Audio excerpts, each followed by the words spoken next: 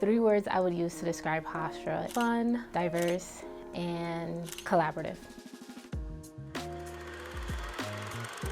My favorite place on campus is the Student Center. I say the Student Center because you kind of get to see everyone on campus. You run into all your friends and like their friends. I can say what Hofstra did for me was get me in a place where I feel more confident about myself, because being in clinical spaces where I didn't have much experience being in, it took a lot for you to just be out there and like talk to patients and talk to nurses and like higher ups. So my favorite memory at Hofstra is the fall festivals, being in the atmosphere where different people were performing and everyone was there. We were all singing the songs.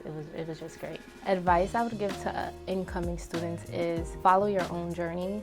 Your journey may look different than other people's, but as long as you stick to it, I promise you, you'll succeed. My name is Sara Murat, and I got this.